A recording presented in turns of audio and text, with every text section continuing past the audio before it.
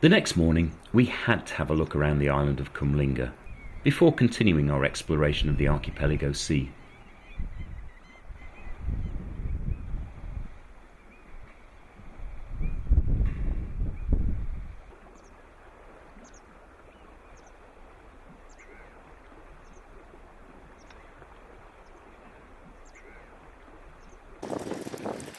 The rental bikes took a little getting used to, as they were fixed cog bikes with no brakes, but once mastered were the ideal way to get around the island.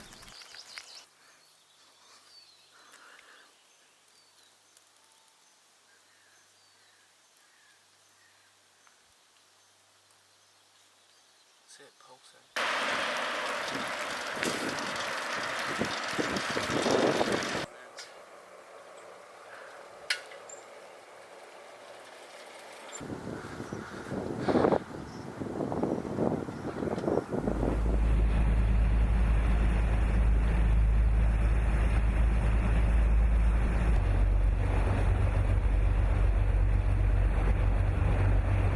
Although technically belonging to Finland, the archipelago is in effect an autonomous region.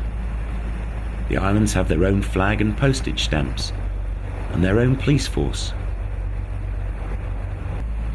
It's a demilitarised zone, even to the extent that islanders are exempt from conscription, which is compulsory everywhere else in the country. The islanders enjoy all the benefits of being a part of Finland, yet carry few of the burdens.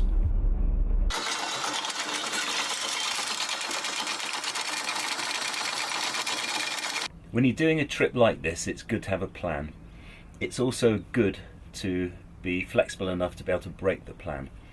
And I have fallen in love with the islands of the archipelago sea. They're totally and utterly awesome. I'm definitely coming back here again.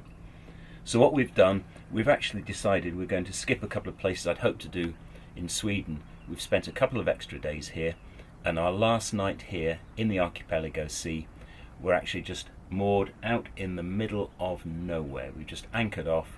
We're going to cook some steaks, spend the night here.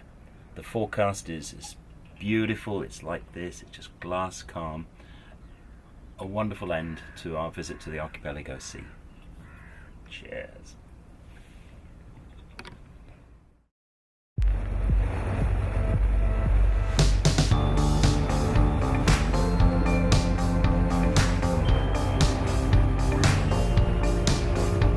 The next morning we left the shelter of the islands into the open sea, heading for Sweden.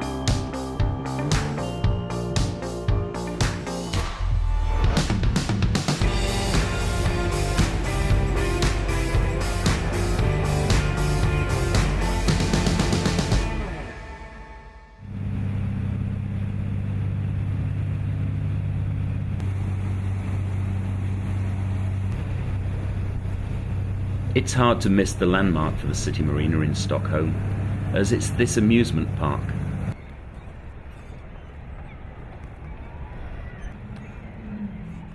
Stockholm's built on several islands, and due to the ferries and other boats passing day and night, it's not the most comfortable of moorings, but the benefit is that it's close to the heart of the city.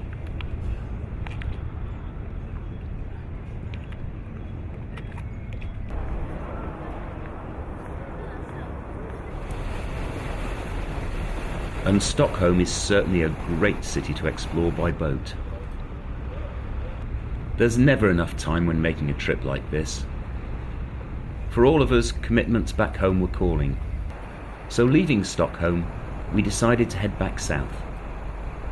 There is a lake and canal system cutting through Sweden from Stockholm all the way to Gothenburg, but we decided to save that for another year and cover as much distance as we could, aiming homewards. Weather drove us into the pretty Danish harbour of Hanö. Eddie left us here by ferry, bus, train and plane back for work in the UK. No matter where you are around the Baltic, there are always good transport links. And the weather played a big part in our choice of the next overnight stop too. Well, so near and yet so far. Just 30 miles from the Kiel Canal, and the sea and the wind started kicking up. You can probably hear the wind now, it's still howling through. We just couldn't go any further. It's one of the few times in my boating career that I've just thought, this sea is too much, I've got to turn in and get shelter. And the only shelter nearby was this gorgeous little pontoon here, which is a sailing club. We came in, there was nobody around, and then suddenly people started arriving on the lawn here, and they pulled out a barbecue, and it was their Wednesday evening, sailing evening. The wind was too strong to sail, so they had the barbecue and they invited us up for a beer and a barbecue. So, as always, it's not as bad as it seems to be.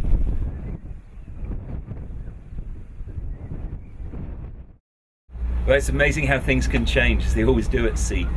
We got up at 5 this morning, inched out, it was still choppy, but we saw a Stena Line ferry that was running towards Kiel.